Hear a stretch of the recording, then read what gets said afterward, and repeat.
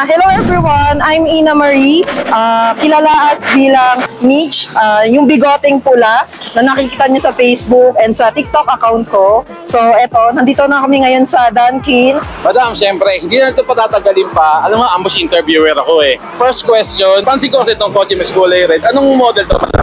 Bali, model niya is 1996 model. Na anong brand? Honda Civic VTI. Bigote. Yes. Bakit bigote? Ano yung pangalan ng kotse mo? Bali, ang kotse ko is Mitch. Mitch. Yes. Bakit bigote? Kasi Kaya tinawag siyang bigote is gawa nung kanilang mga molding. Ito, and yung nasa harap niya. Yan ang tinatawag nilang bigote. Kumbaga, yan yung pinaka kotse na yan. Kumbaga, trademark na, uy, bigote yon ganyan. Kasi para siyang bigote. alam niyo na bakit bigote yung lagi naka-highlight sa personal account niya. And then kung may page siya, di ba?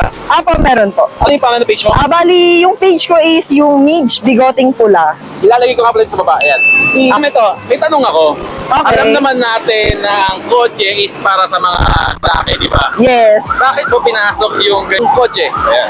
Okay, bali, ganito kasi yan. Way back 2019, sa motor talaga ako nag-start, which is the Tyson. Tyson. Oo, kasali ako sa mga grupo ng mga motor dati, which is doon talaga ako nag-start. Then, ayun, siguro napagsawaan na, then natapos na yung pace ko dun sa scene na yon.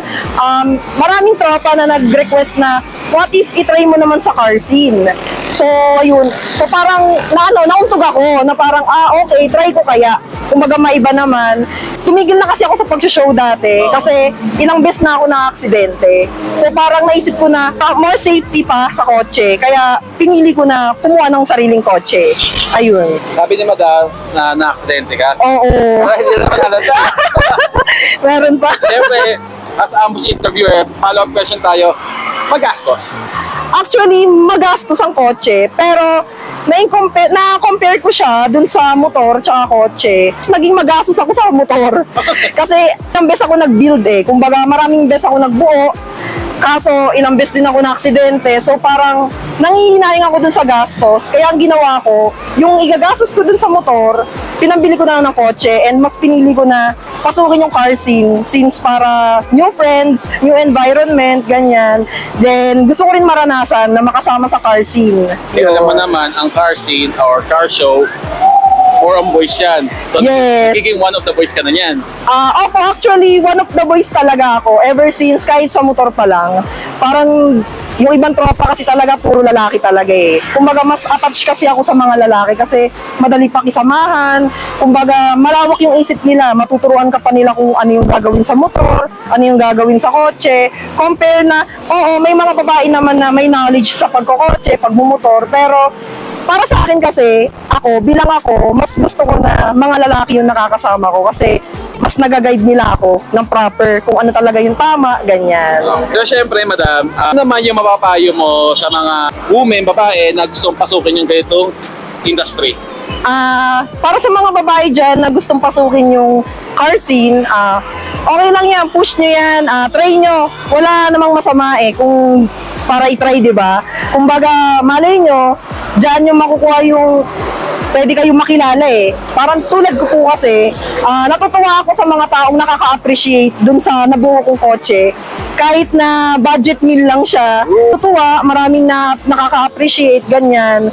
So parang, yun na yung balik sa akin ng mga gastos na ginawa ko. So parang, uy, okay yun na, kasi gumastos ako ng malaki, pero at least, maraming taong natuwa, tsaka naintindihan kung ano yung binuo ko, ganyan, kahit simple lang siya, pero yun lang naman. For the last question, syempre, hindi mawawala to, syempre, bilang babae, Madam, ano yung message mo sa lahat ng kababaihan? Women empowerment message sa kanila.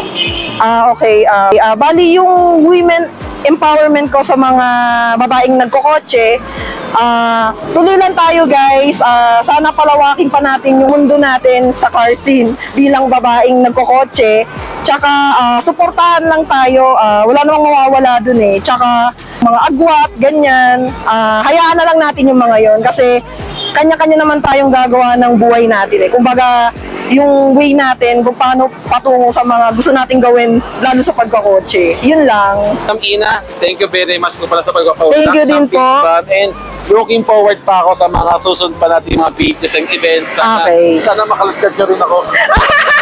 Oh, sure. Yung Thank you Inoteka. so much.